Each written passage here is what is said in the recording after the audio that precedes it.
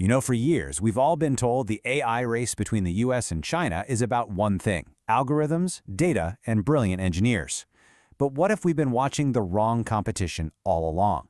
What if the real battle isn't being fought in fancy labs, but on, well, on power grids? Today we're going to dig into why energy, not code, might be the thing that actually decides who leads the future.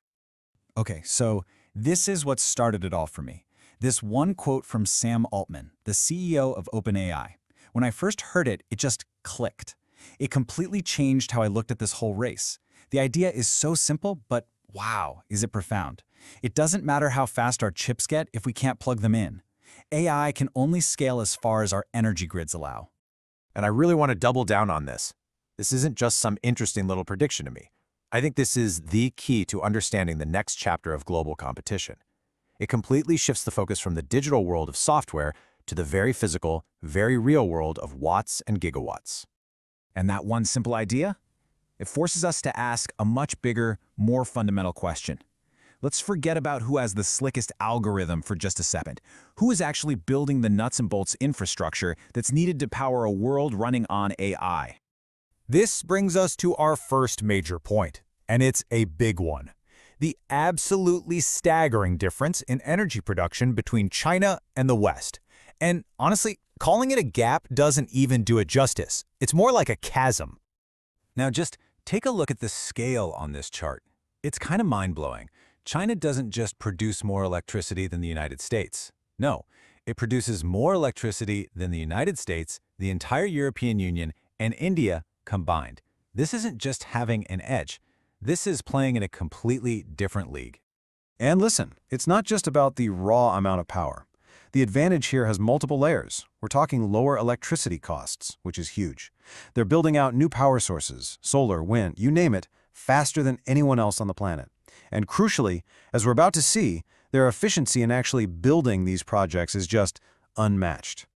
To really get a feel for what I mean by that efficiency gap, let's zoom in on a really powerful case study. We're going to compare a major nuclear project in the US with what's going on in China right now. So on one side, you have the expansion at Plant Vogtle in Georgia. They added 2 new reactors. On the other side, you have China's ongoing plan to build 10 new reactors. I mean, the difference in scale is already pretty dramatic, right? But just wait till you see the numbers. All right, here we go. The final bill for those 2 American reactors, which they started building way back in 2009, came out to an eye-watering $37 billion. For perspective, that was more than double the original budget of $14 billion. Now, let's flip over to China. The estimated cost for their 10 new reactors? $27 billion. Just let that sink in for a second. For $10 billion less, China is building 5 times the number of reactors. So what does that actually mean when you break it down? Well, this table lays it all out. The number you really need to look at is the cost per gigawatt. The US project came in at about $16.8 billion per gigawatt. China's is around $2.25 billion.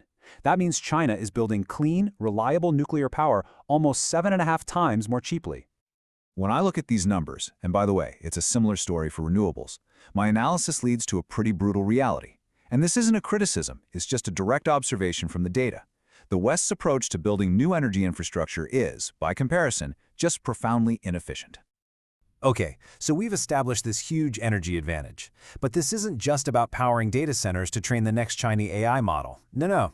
This energy advantage creates this massive ripple effect that touches the entire economy. And here's basically how that plays out. It all starts with that cheap, abundant energy. That power then fuels the next generation of AI-driven factories and automation. Suddenly, Chinese industry has this huge competitive leg up, which then turns into an almost irresistible offer for developing nations who are looking for a partner to build their own infrastructure. Let's make this super practical. Just imagine you're the leader of a country like Brazil or Indonesia. You need power, you need it now. Are you going to go with a Western company that's going to take twice as long and cost, 3 to 7 times more?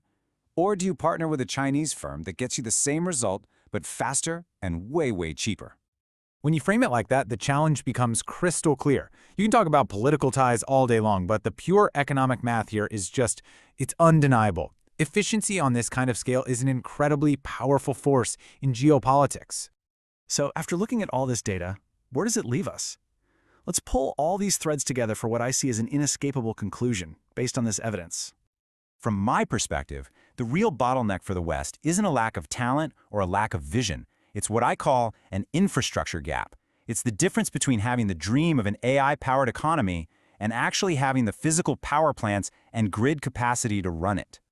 And this all leads me to the core argument of this whole analysis.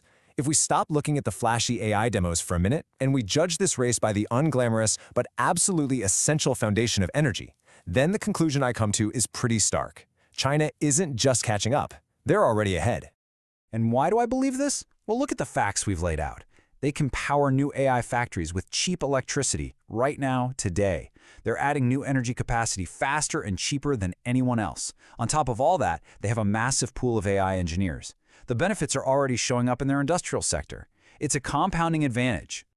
So I guess all of this leaves me with one final question that I want you to think about. While the West is so focused on building the next great algorithm, is it possible that it's completely overlooking the very foundation that algorithm needs to run on? Is it possible we've all been focused on the wrong race this whole time?